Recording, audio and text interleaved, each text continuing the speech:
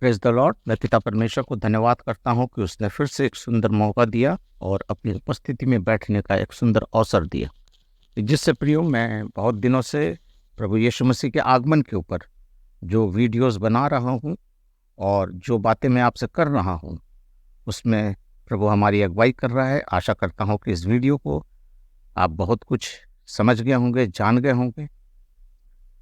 अभी कुछ दिनों पहले मेरे पास कुछ लोगों का फ़ोन आया कि ब्रदर आप मुझको ये बताइए कि महाक्लेश जो होगा उसके बारे में थोड़ा हमें जानकारी दीजिए। सच बात है प्रियो, आज बहुत से ऐसे लोग हैं, बहुत से ऐसी कलीसियाएं हैं जिनके कलीसियाओं के अंदर में इन बातों का उल्लेख नहीं होता है। इस प्रकार का सरमन या इस प्रकार का टीचिंग ज्ञान, इन सब चीज़ों का अभाव है। तो मैंने चाहा कि मैं इस विषय के ऊपर एक वीडियो बनाऊं। ये वीडियो लंबा होगा, कई पार्ट में होगा, लेकिन मैं विश्वास करता हूं कि आप अपना धीरज बनाए रखेंगे और प्रभु में जुड़े रहेंगे। तो प्रियो, जैसा कि मैं बता चुका था कि आपको महाक्लेश का जो समय होगा वो प्रभु यीशु मसीह के रैप्चर के बाद, अर्थात उठा लिए जाने के बाद, कलीसिया के बाद जो 7 साल का जो समय होगा वो एंटी क्राइस्ट का अर्थात महाक्लेश का समय होगा। हालेलुया। देखिए, वचन कहता है मत्ती रचित सुसमाचार उसका 24 अध्याय उसके 21 पद में प्रभु यीशु ने कहा कि महाक्लेश के समय में ऐसी भारी क्लेश होगा जैसा कि ना तो जगत के आरंभ में से हुआ और ना तक हुआ है और ना इसके बाद कभी होगा। अर्थात तीनों ही बातें प्रभु ने यहाँ कही, भूत, भविष्य, वर्तमान, ना हुई है, ना हो रही है, ना होंगी। ये महाक्लेश की पीड़ा का एक स्पष्ट उदाहरण है जिससे प्रभु ने हमें पृथ्वी पर सुसमाचार और अपने शत्रुओं के सताने पर जो क्लेश होता है, जो आज कलीसियाओं के साथ हो रहा है, उन क्लेशों से बढ़कर ये क्लेश उस समय का होगा। यीशु ने मत्ती रचित सुसमाचार उसके 24 अध्याय में कहा है और प्रकाशित वाक्य में भी 22वें अध्याय में इन बातों का उल्लेख किया गया है। लेकिन जब हम प्रकाशित वाक्य उसका 5 से 19 तक जो हम 7 साल का महाक्लेश की चर्चा करते हैं, वास्तव में इन 14 अध्यायों में कुछ अपवाद भी है। कुछ लोग इस विषय को लेकर तर्क वितर्क करते हैं, लेकिन मैं उन विषयों के ऊपर आपसे बात नहीं करूंगा। प्रियो, महाक्लेश का शब्द जो है, इसका जो अर्थ है, यह है कष्ट, दबाव, सतावट, परेशानी, दुख और तरह तरह की ऐसी मुसीबतें जो लोगों पर आएंगी, जो प्रभु के उठा लिए जाने के बाद, प्रभु के लोगों के उठा लिए जाने के बाद इस पृथ्वी पर रह जाएंगे। महाक्लेश के समय में इस पृथ्वी पर ख्रिस्त विरोधी अधीन सताव करेंगे, साथ ही साथ परमेश्वर से भी दंड पाएंगे। इसलिए बाइबल कहती है कि यह क्लेश महाविपत्ति का दिन होगा। महाक्लेश के बारे में सिर्फ नए नियम में ही, उनके संतों पर ही नहीं, परंतु पुराने नियम के भविष्यवक्ताओं ने भी इस बातों को अपने अपने किताबों में प्रकाशित किया है, या उनके ऊपर जो प्रभु का जो उनके ऊपर भविष्यवाणियां के माध्यम से उनके ऊपर जो प्रकाशन आया, प्रभु ने उसके माध्यम से भी उनसे बातें की। जैसे कि हम यिर्मयाह की पुस्तक देखें, दानियल की पुस्तक देखें, यशायाह की पुस्तक देखें, हेजकेल की, योएल की, अबोध्य की, सपन्या की, जकरिया की, मलाकी की, सभी भविष्यवक्ताओं ने करीब करीब इस महाक्लेश से संबंधित अपने अपने जो विजन थे, अपने अपने जो विचार थे, दर्शन थे, उनको इसमें रखा है। लेकिन इनमें मैं 4 बातों को आपके सामने लेकर आना चाहता हूं। ये 4 बातें हैं कि ये जो महाक्लेश होगा उसका समय क्या होगा, ठीक है, उसका समय क्या होगा, वो किसके साथ होगा, अर्थात वो कलीसिया के साथ होगा। महाक्लेश का समय जो होगा कलीसिया के उठाए जाने के बाद होगा। उसके बाद और भी कुछ है जिसको मैं आपको बताऊंगा। जो महाक्लेश का स्वभाव होगा वो कैसा होगा, उस व्यक्ति का जो महाक्लेश के समय में एंटी क्राइस्ट बनकर आएगा उसका स्वभाव क्या होगा, और महाक्लेश का जो उद्देश्य होगा वो क्या होगा। मैं इन सारी चीज़ों के बारे में आपको बताऊंगा। लेकिन मैं चाहता हूं कि आप धीरज के साथ इस वीडियो को सुने और इस पर ध्यान देकर जो मैं रेफरेंस दूंगा उस रेफरेंस को अपने जीवन में या अपनी किसी डायरी में नोट कर कर आप उसको देखिएगा। प्रियो, पहली चीज, इसका समय कौन सा होगा? समय अर्थात कलीसिया का एक उठा लिए जाने के बाद 7 सालों के दौरान कलीसिया के संतों को स्वर्ग में प्रतिफल दिए जाएंगे। इस बात के बाद इस 7 सालों के दौरान परमेश्वर का क्रोध पृथ्वी पर उंडेला जाएगा। पृथ्वी पर के लोग इन बड़ी पीड़ाओं के साथ, जैसा कि दानियल ने अपनी पुस्तक में 70 सप्ताहों का जो जिक्र किया है, जो 70 सप्ताह दानियल की पुस्तक में लिखा गया है, जो पाया जाता है दानियल की पुस्तक उसका 9 अध्याय उसका 21 से 27 में, वहां पर 70 हफ्तों का एक जिक्र है। यहाँ पर एक सप्ताह अर्थात 7 दिनों का होता है, परंतु यहाँ पर हम 7 दिन 7 साल को दर्शाता है। हालेलुया, जरा ध्यान देकर सुनिएगा। यहाँ 7 दिन जो है ये 70 सप्ताहों को दर्शाता है, जैसा कि हमने वचन में पढ़ा भी है और आप जानते भी हैं, नए नियम में लिखा है कि परमेश्वर के यहाँ एक दिन 1000 साल के बराबर होगा। हालेलुया।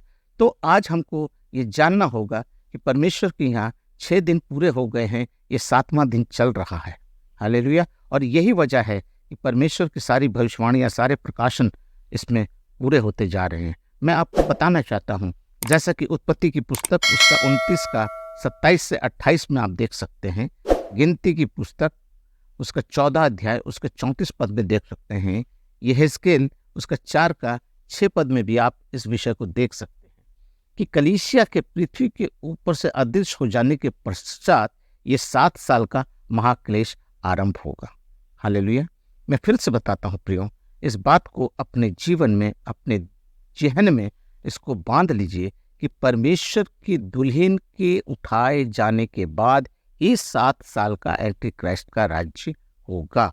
क्योंकि बहुत से लोग इस बात को बोलते हैं कि कलीसिया जो है वो महाक्लेश से होकर गुजरेगी। मैं आपको वचन से कुछ ऐसे रेफरेंस, कुछ ऐसे दृश्यों को मैं आपको बताऊंगा कि जिससे आपको ये पता चलेगा कि कलीसिया को महाक्लेश से गुजरना नहीं पड़ेगा। हालेलुया।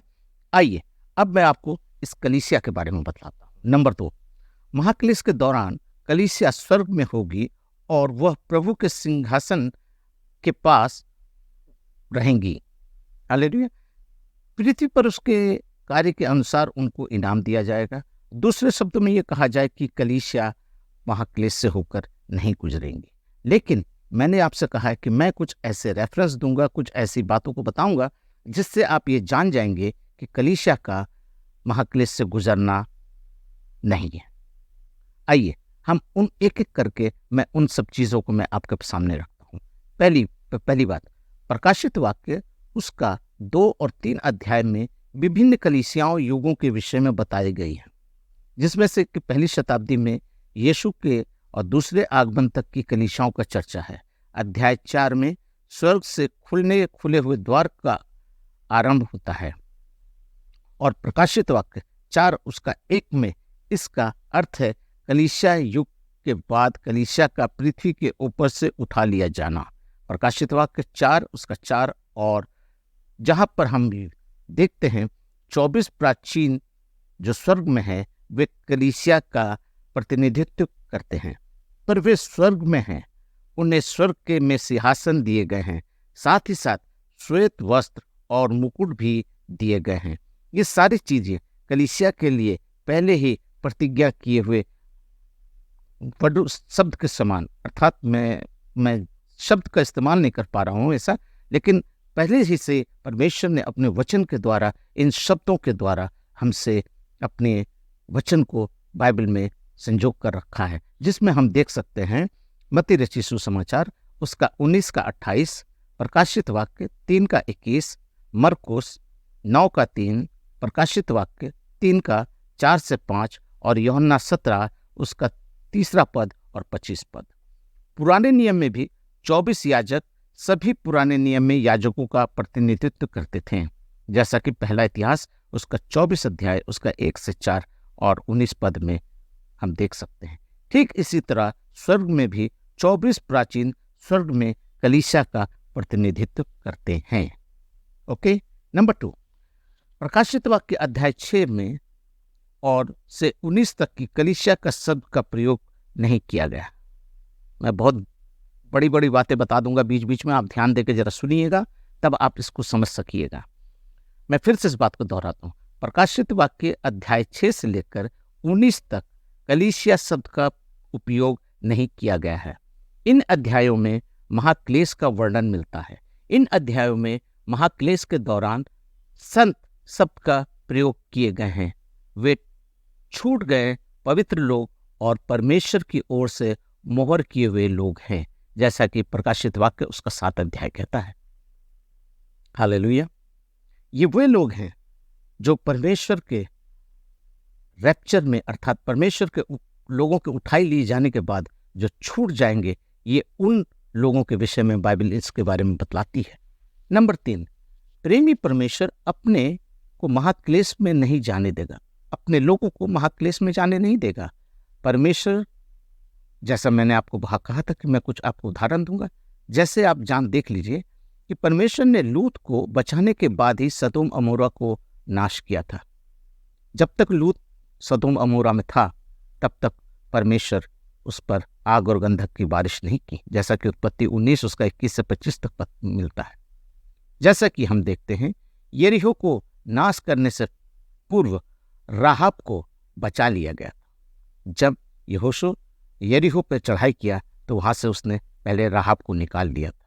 उसका जिक्र हमको मिलता है यहोशू की पुस्तक उसका 6 उसका 22 से 29 तक। इससे पहले कि पापी संसार का जल प्रलय के द्वारा नाश करे, परमेश्वर ने नूह को बचाया। याद करिए, जब नूह परमेश्वर के लिए जहाज बना रहा था, 120 साल उसने जहाज बनाया और जहाज को बनाते समय उसने प्रभु का प्रचार किया कि बारिश होगा, पानी गिरेगा, दुनिया अंत होगी।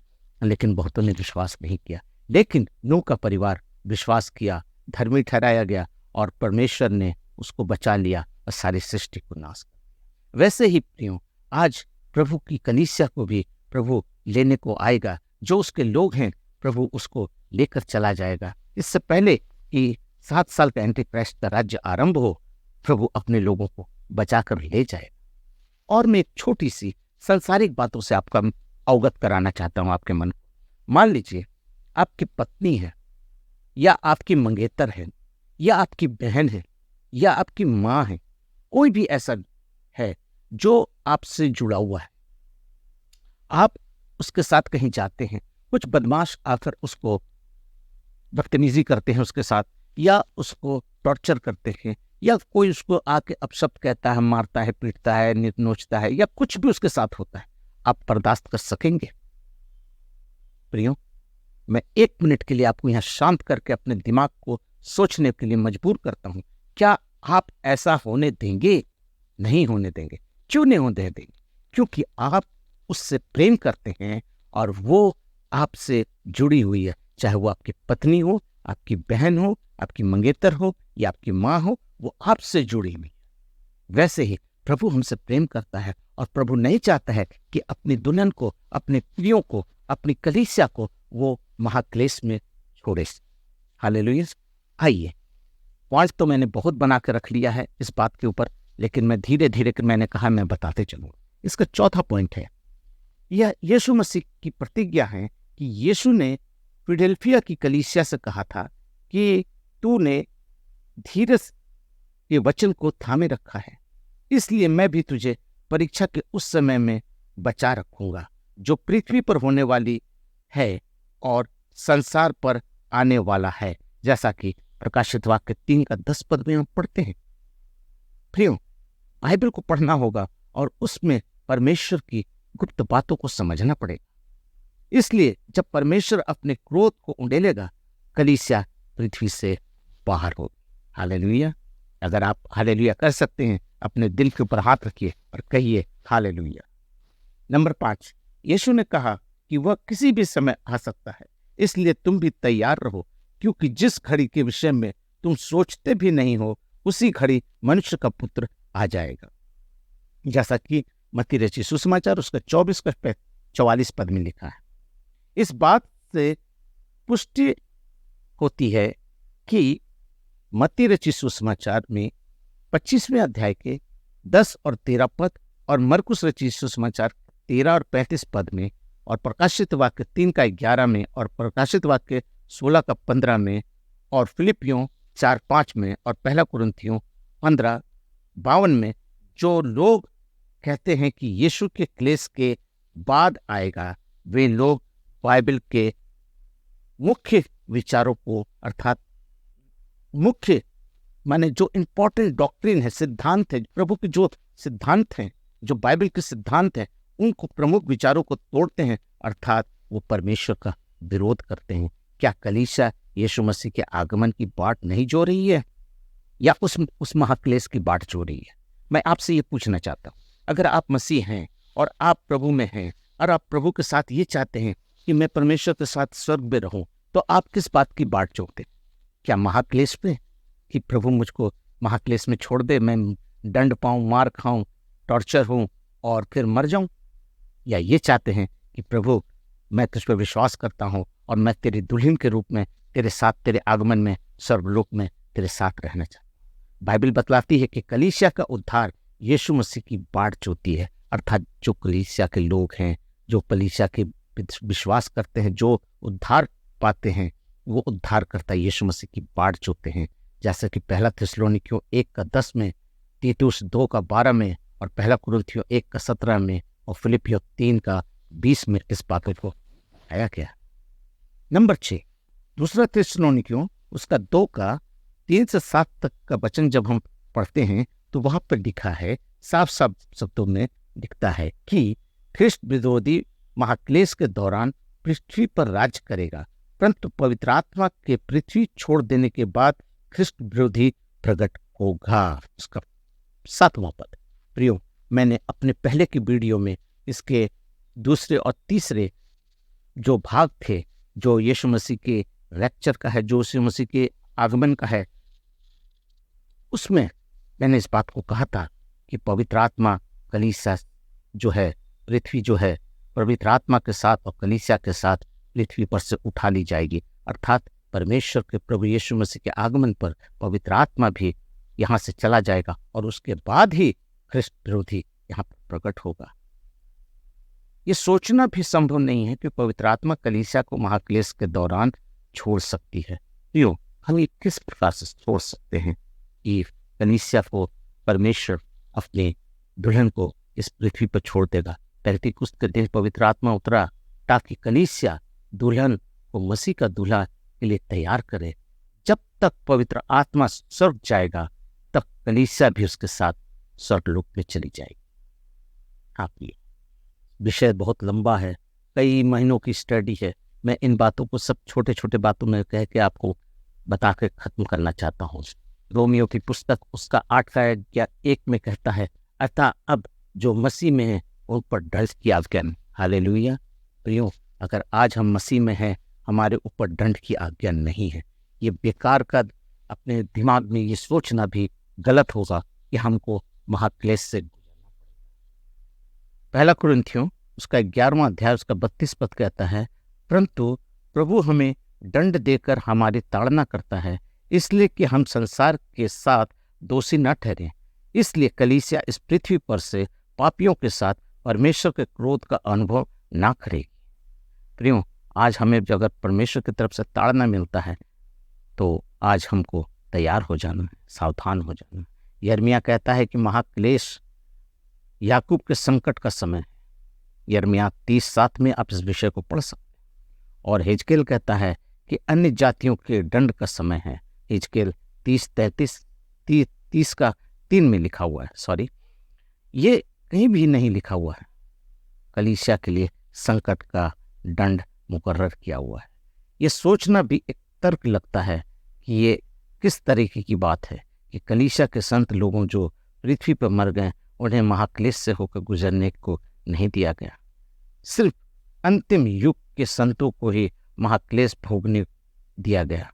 दूसरे शब्दों में, अगर कलीसिया के एक हिस्से में महाक्लेश में जाने को दे ताकि कष्ट भोगें, परंतु दूसरे भाग को भी हम नहीं देख सकते हैं कि हमें पश्चाताप करना पड़ सकता है। हालेलुया। आज प्रभु हमें दंड देने के लिए नहीं, परंतु हमसे प्रेम करने के लिए हमें लेने के लिए और हमको पश्चाताप के साथ अपने गुनाहों को मान लेने के लिए प्रभु हमें तैयार करता है। प्रियो, नीति वचन 28:13 में वचन यही कहता है कि जो अपने गुनाहों को मान लेता है और उसे छोड़ देता है उसी पर दया की जाएगी। आज वो अपनी दुल्हन को, मसीह हमारा जो दूल्हा है आने वाला है, लेने के लिए आने वाला है, ताकि हम उस महाक्लेश से बच जाएं। इसलिए कलीसिया परमेश्वर से प्रेम के विषय में, ना कि परमेश्वर के क्रोध के विषय में बात करती है, क्योंकि परमेश्वर ने हमें क्रोध के लिए नहीं परंतु इसलिए ठहराया कि हम अपने प्रभु यीशु मसीह के द्वारा उद्धार प्राप्त करें। हालेलुया। प्रियो, वह हमारे लिए इस कारण मरा कि हम चाहें जागते रहें या सोते, सब मिलकर उसी के साथ जाएं, जैसा कि दूसरा थिस्सलुनीकियों उसका 5:9 और 10 में कहता है। प्रियो, मैं आपको फिर से इस वीडियो को यहीं ख़त्म करने से पहले मैं आपको एक बात बताना चाहता हूँ कि इस प्रकार का वीडियो मैं बड़े कष्ट से और बहुत स्टडी के बाद मैं इन वीडियो को तैयार करता हूँ। प्रियो, हो सकता है कि आपको समझाने वाले बहुत आएंगे, लेकिन मैं आपको एक बात कहना चाहता हूँ कि परमेश्वर के वचन को पढ़ें और परमेश्वर के उस वचन के द्वारा ही अपने आत्मिक ज्ञानों को बढ़ाएं, ताकि आप परमेश्वर के उस महाक्लेश के संबंध में जान सकें। आज अगर जो भाई हमसे सुन रहे थे, जो हमसे पूछे थे, अगर आज वो इस वीडियो को सुन रहे हैं तो आप जान जाइए इसमें और 2 पॉइंट है जिसको मैं महाक्लेश के पार्ट नंबर 2 में प्रकाशित करूंगा। लेकिन प्रियो, मैं आपको बताना चाहता हूं कि आप सावधान रहें, तैयार रहें। मेरा प्रभु कभी भी किसी भी क्षण आने वाला है। हो सकता है ये वीडियो देखते देखते ही प्रभु मेरा आ जाए, तो हर घड़ी हर समय अपने आप को तैयार रखें और उसके लहू से अपने आप को धोते रहें, ताकि आप निष्कलंक मेमने के समान उसके साथ बादलों में प्रवेश करने पाएं। इस वीडियो को प्रियो ज़्यादा से ज़्यादा लोगों तक शेयर कीजिए, सब्सक्राइब कीजिए, क्योंकि मेरा उद्देश्य इस वीडियो के द्वारा आपको जागरूक करना है, आपको जगाना है, आपके आत्मिक ज्ञान को और आपकी आत्मा को तैयार करना है, ताकि मेरा प्रभु जब आए तो उसमें आप वंचित ना हो जाएं। प्रियो, इस वीडियो को अंत करते हुए मैं आप लोगों को बहुत बहुत धन्यवाद करता हूं इस वीडियो को सुनने के लिए, और प्रार्थना करता हूं कि इसे ज़्यादा से ज़्यादा लोगों तक शेयर कीजिए, सब्सक्राइब कीजिए, ताकि परमेश्वर का राज बढ़े। प्रभु आप लोगों को बहुत से आशीष दे। आमीन।